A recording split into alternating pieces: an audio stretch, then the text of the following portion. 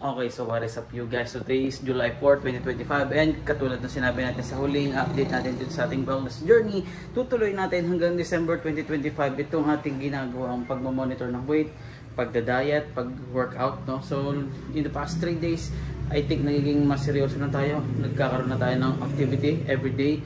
Nagkakaroon na tayo ng 15-minute walks, no? So unti-unti lang natin dadagdagan hanggang sa maka 10,000 steps per day tayo, no? So ngayon, nakaka 1,500 steps per day tayo simula pa lang ng araw. So tingnan natin kung anong mangyayari. Pero again, magtimbang na tayo. This is going to be our initial weight. Magre-reset tayo.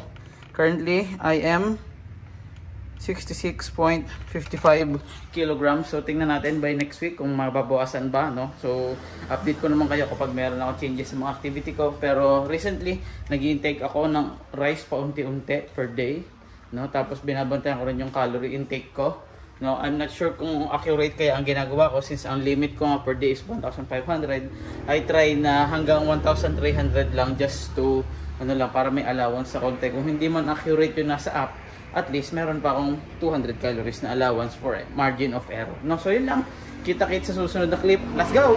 Okay, so what's up you guys? So today is July 30 na and kung nagtataka kayo bakit ngayon lang ulit ako nakapag-update dito sa ating wellness journey, nagtataka rin ako kasi yung inalala ko yung mga nangyari itong nakaraang week, medyo madami nangyari. May auntie or may tita passed away, so kami naglamay and nakipaglibing, and then marami pa nangyari.